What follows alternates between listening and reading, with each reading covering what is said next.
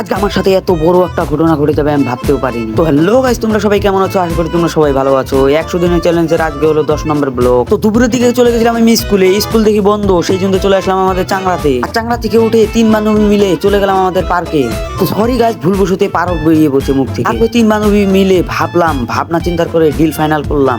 তারপরে হাইড্রোলিক চপ্পল পিন দিয়ে একটা আম নিয়ে চলে গেলাম আমাদের বান্ধবীর বাড়িতে। আর ও বাড়িতে দেখবো কি করছে, আমরা চুপি চুপি যাবো ওদের বাড়িতে। আমরা ভুল বসতে একটা শব্দ করে ফেললাম, আর শব্দ করাতে এখানে ওখানে বাথরুমে যেখানেই পাচ্ছি খুঁজছি, কিন্তু পাচ্ছি না ওকে। ফাইনালি গাইস পেয়ে গেছি। এই যে আমাদের মানে ভাবির কারণে আমার ভাইটাকে এত খাটনি করতে হচ্ছে। আর আমি নিশ্চিন্তায় শুয়েছিলাম, ওই দেখো পিছনে ওটাকে। তারপর বান্ধবীটাকে এদিক ওদিক চাচ্ছিলাম, কিন্তু পাচ্ছিলাম না কোথাও। তো গাইস তোমরাও দেখবে ও কোথায়। মনে হচ্ছে ভাই ও স্পাইডারম্যান হয়ে গেছে, দেখো তোমরা।